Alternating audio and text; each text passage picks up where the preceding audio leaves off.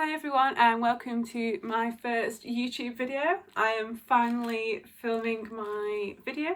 I've been putting this off for ages. I've wanted to do a YouTube account around mental health videos and talking about mental health and yeah, stuff like that really. So I'm finally getting around to doing it. I'm Charlotte and this is my girlfriend Billy. Hi.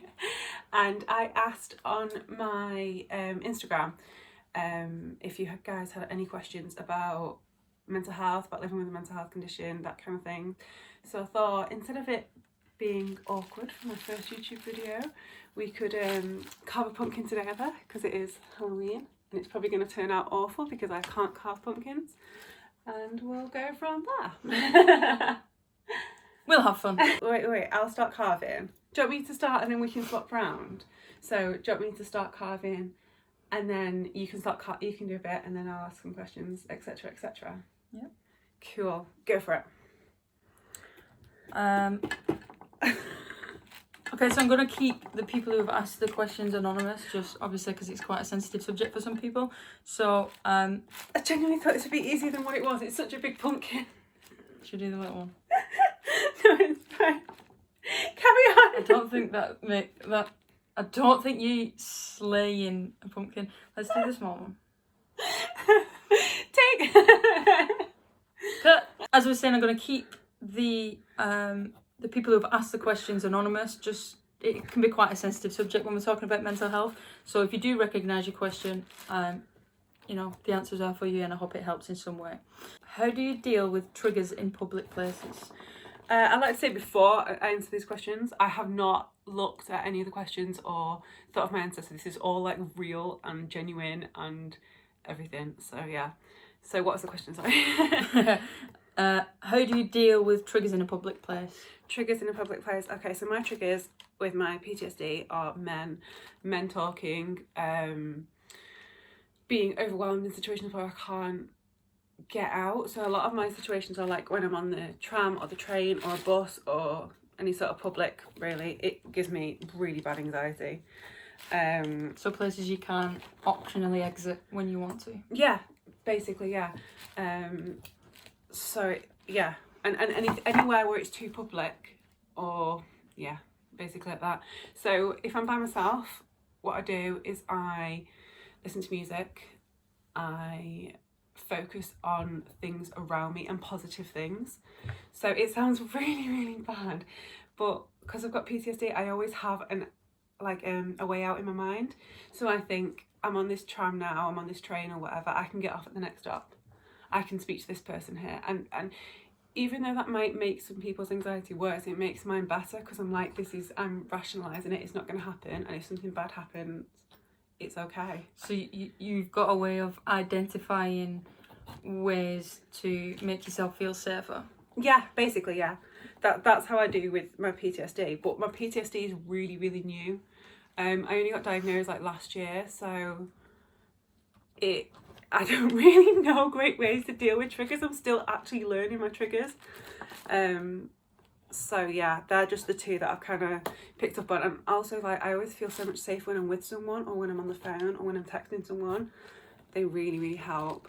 So like sometimes when I'm out and if I'm anxious, I'll call Billy or I'll call one of my friends and I'll say I'm nervous, like, or I'm anxious, or just talk to me for a minute, and that helps so much, like so much. So would you say positive distraction techniques? Yeah. And also when you're describing planning a way out or someone you can talk to, It's or all positive. a door, that's kind of similar to grounding techniques for anxiety attacks? Yeah, I guess so.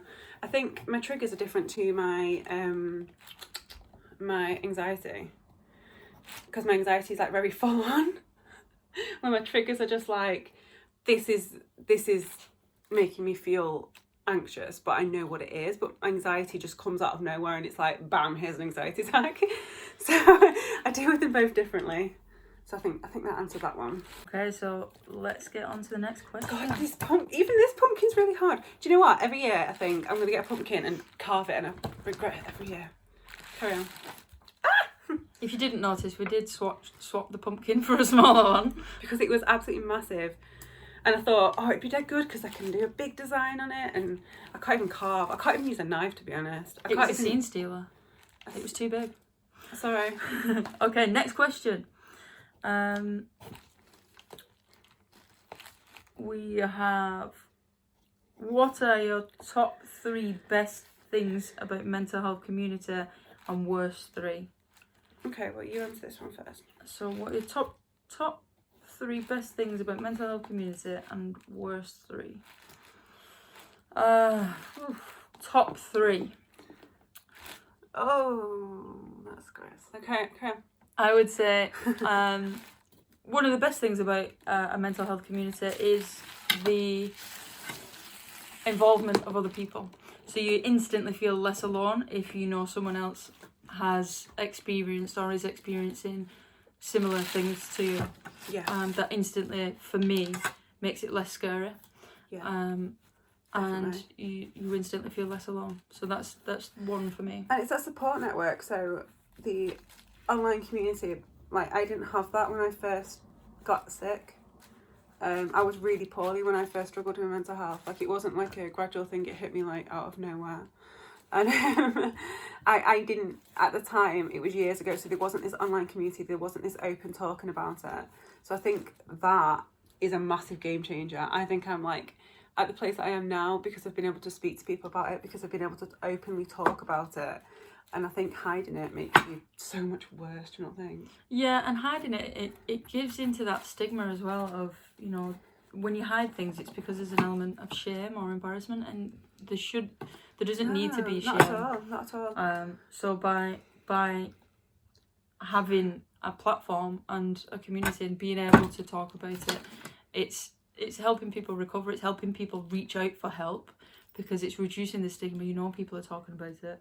No, I just think it's the top 3 best things of a mental health community. I think it's the whole feeling less alone. I think it's making other people that do not struggle with a mental health condition or do not know of your mental health condition understand it, because I've had so much negative attitude towards because I've got a personality disorder. I've got borderline personality disorder, and people instantly think that a lot of people have presumed that I've got a split personality, or that I'm crazy, or that I'm not able to hold a job, or all these things, and it's just completely untrue. And I think the past 2 years, the amount of talk about mental health conditions that isn't just anxiety and that isn't just depression, I'm not trying to say that it's not bad, but I think those further diagnoses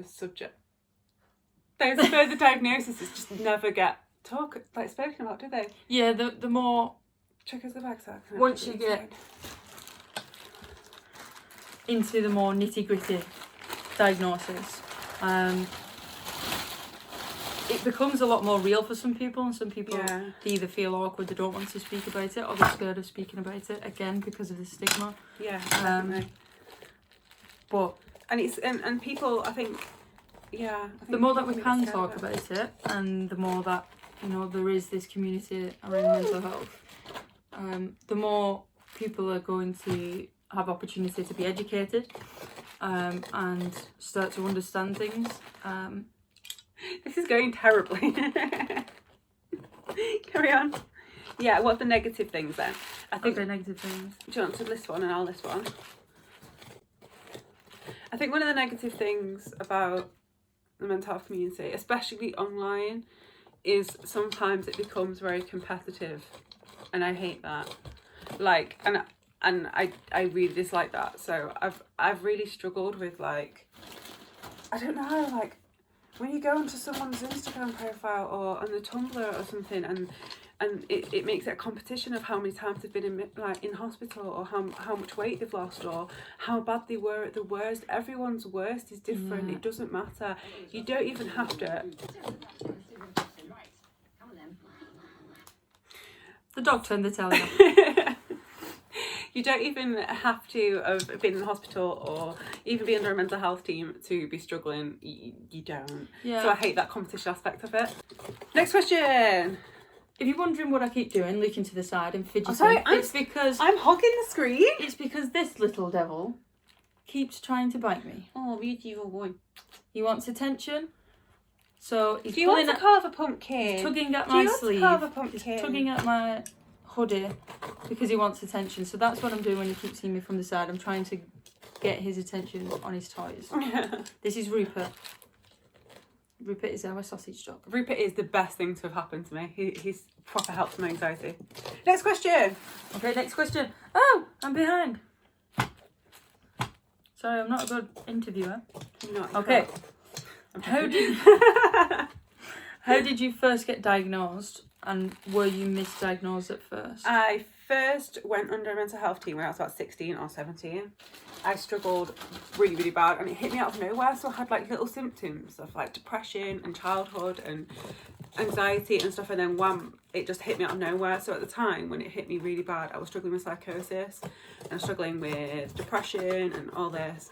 And yeah, I went under a mental health team when I was 16, and they worked with no diagnosis. So it was like the early intervention team. So it was supposed to be helping you before you you got severe, before they don't deal with diagnosis. But I looked at my mental health records recently, and they suspected schizophrenia.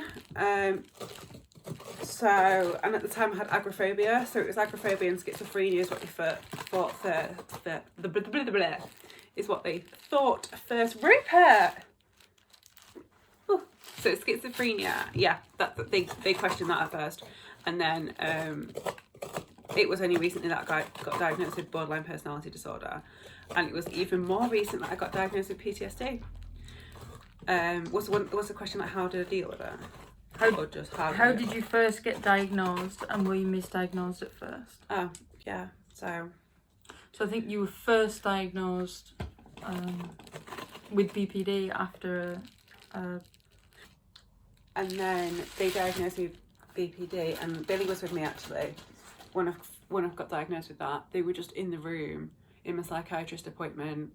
I went in after being under a mental health team for years and years, and it was after a big breakdown. We sat down and we said, right, we've been looking online because we want to know what this is. Is it borderline personality disorder? And the psychiatrist said, that's exactly what it is. Do you want to get diagnosed now? And I said, might as well. So that's how easy it was for us. But it took all these years of like trying to figure out what it is, because that mental health team wouldn't diagnose me because I was so young. And as soon as I figured out what it was hard, but it's kind of like a light bulb moment as well, though, because it's like, right, I have answers now. Yeah. What do I do about it? What are the treatment plans? So we went and we got a lot of different books. Let me take the pen. See, where I'm from, I said books, so I feel a bit silly like trying to pronounce it like everyone else in the world. So yeah, we went out and we got books on what it is, what it presents like, what the symptoms are like, how to understand it, how family can understand it. A good one was BPD for Dummies. Yeah, and it sounds like really it good wouldn't one. be a good book, but my mental health nurse at the time recommended it, and it was like the best thing I've ever read. It was just like so straightforward, and I, in fact, photocopied it and sent it to my mum and was like, this is what I've got, read up on it. Yeah, it had a really helpful guide for family and friends on, you know, certain behaviours that you might have spotted and you might have misunderstood. But it's actually a symptom. So that was like one of the main things we did. So that was how you got diagnosed, really. It was just like a long process. Like we answered this so long. Basically, it was a long process. It took me forever to get diagnosed properly, and when I did, it was just it was a bit like of a letdown, really. It was just like, this is what you have, like, that was it. Nothing changed because I was under the mental health team, and then eventually I went on and did DBT, like a short course of it. I haven't done the full course, and yeah, that was it. Which ones have you read out? So I'm up to this one, so I think this one. Oh, you're going in order. Okay. What do you find helps you cope better? What do you find helps you cope with BPD better? Sorry. Knowing my triggers, like, and telling myself it's okay. So like sometimes I'd be like, I shouldn't have reacted like that. I hate myself. But now I'm like, I've reacted like that because I have got a mental health condition, and it's okay to react like that. Don't take it any further. Yeah, or also just Sorry. understanding the situation for what it is. Get out my handbag. Jeez Louise. Understanding the situation for what it is, and learning more about emotions and how they present themselves, and saying, you know, I am upset about this, but it's okay to be upset about this because that's like it has upset me. Yeah.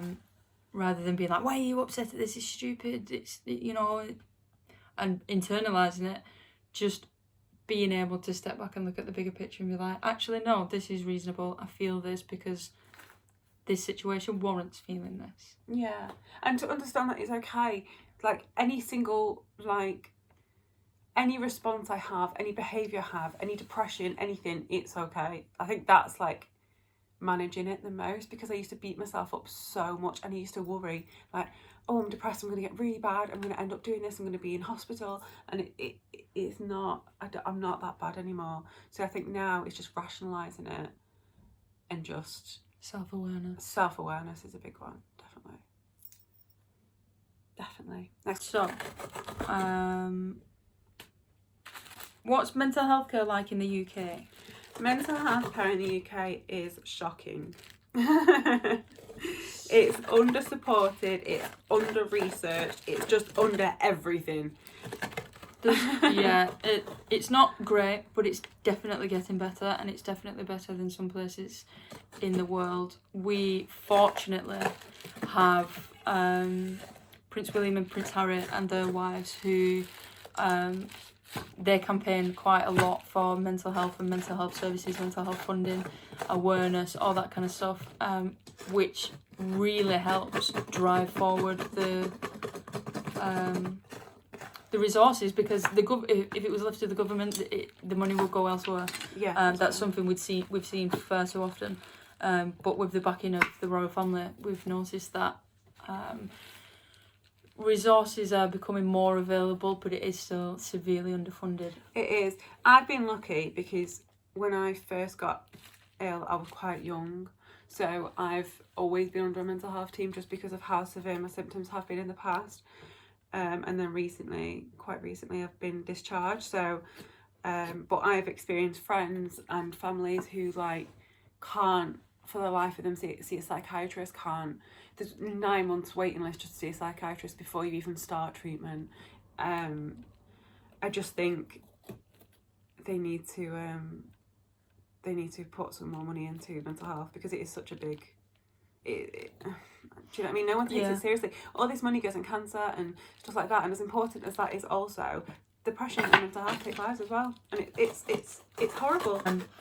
But what we do have to remember is in the UK we have the National Health Service, the NHS, so there can often be long waiting lists, and you know, we're saying there's lack of funding and stuff, and that is because we don't have to pay for the majority of our healthcare.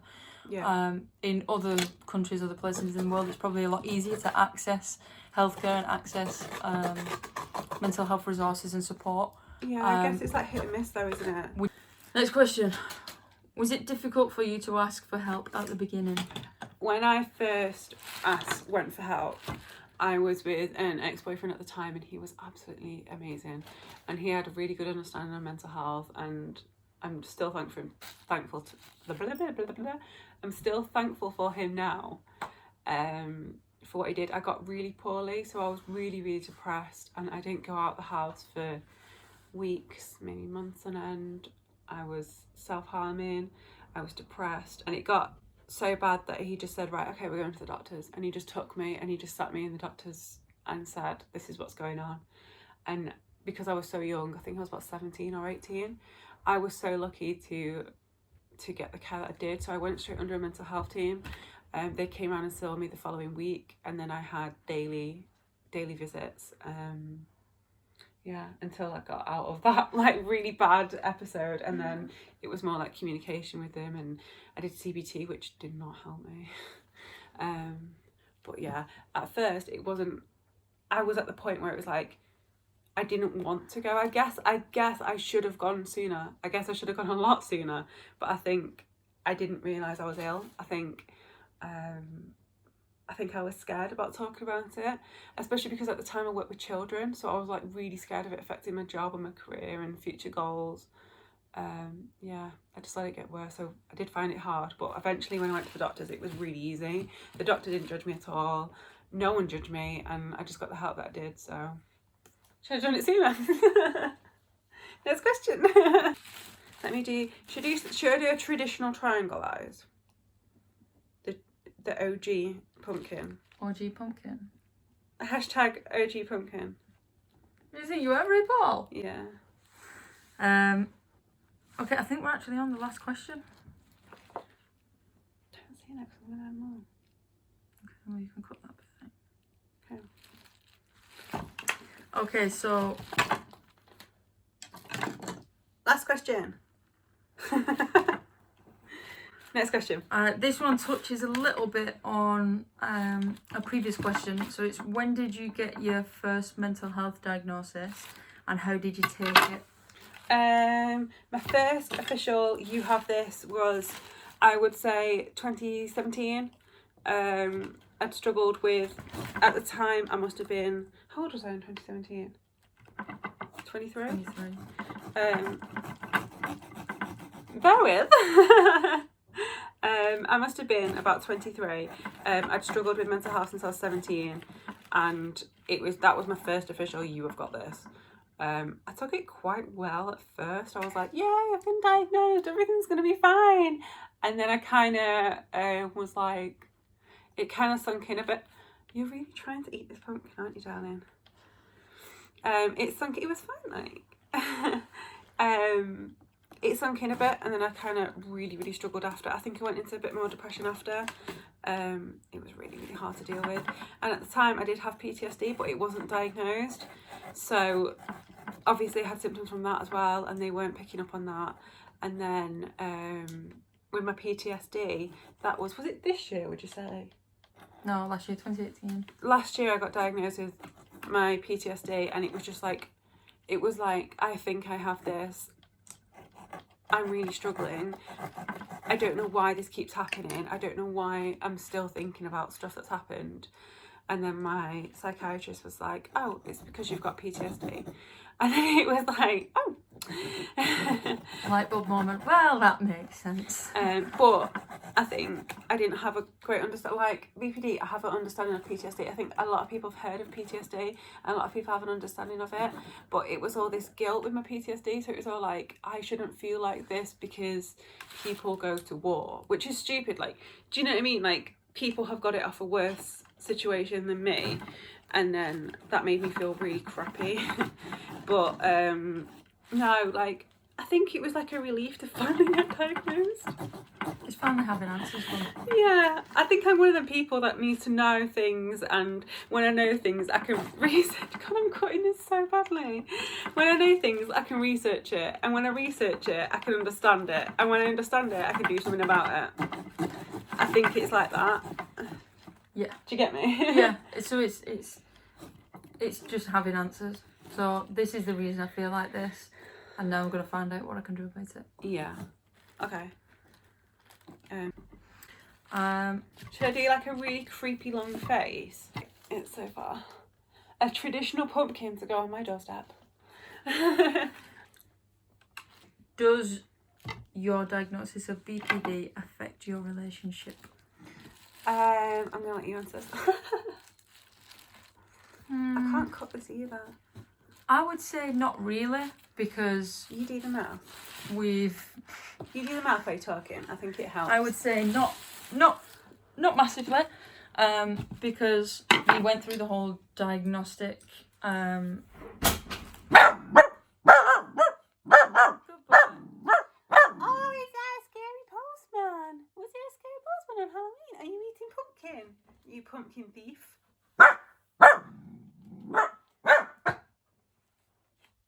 He's so vicious. So as I was saying, no, I don't think That is a beautiful mouth. You just need to do the top bit. Yeah. Oh, it looks well cute. So carry on. I would say not really, because we went through the majority of the diagnostic period together. Thankfully. Thankfully, So so we were able to learn a lot about it and a lot about the different behavioural patterns, how it presents, and how certain symptoms of BPD could interfere with our relationship or affect our relationship in some way. Luckily, we went through a lot of that together, so we were able to learn about it. And we have always had we've always had kind of like the understanding with each other that we need to communicate. Communication is really, really important in any relationship, but I think especially in a relationship where one or both people have mental health conditions or struggle with mental health at all. Yeah. I think communication is vital, and that's something that we've always that's something we've always pushed to keep in the forefront and say, you've been this way recently, like why, what's wrong, and just talk about it. And that's been the key element of an understanding. So I think sometimes I can say things that some people would think is rude or selfish or nasty, when I just actually need reassurance, or it's just the start of a flare up, or it's just, I call it like a relapse, the start of like me getting worse. Free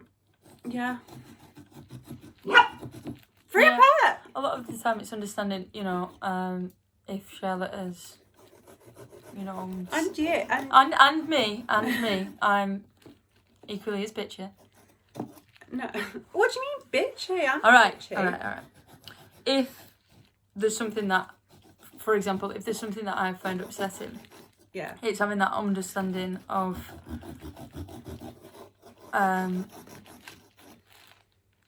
just the notion to be like, why have you behaved this way, and ask the questions of like, are you okay? Yeah, I've noticed that you've been a bit snappy lately, or you've spoken to me like this, or whatever it may be, and just taking the time to say, are you okay? Are you struggling? Is there a reason for this? Yeah. And sometimes it could be something PPD related, sometimes it could be the fact that I'm just being a miserable cow and a bit unbearable to live with. Oh wow, we did it! We did our first YouTube video. Well, I did my first YouTube video. Thank you for being with me. Thank you for letting me be your guest and co-host and interviewer. Oh, thank you. And I tried to ask a question, but I can't read out questions. I was like, we did it. We did it as a team. We did it as a team. Yay, team! Yay! Yay! So this is the pumpkin. Look at his smile. Arr. I gave him a nose, and I think he looks a bit like Voldemort now. It does look a bit like Voldemort. Thank you for watching our video. I know it was a bit rushed, a bit like put together, a bit like, real. Bit real, bit honest. Yeah. But yeah, thank you so much for watching. I know we spoke about went on and spoke about a lot of things and kind of dragged the questions out a bit, but we just have so much to say about mental health.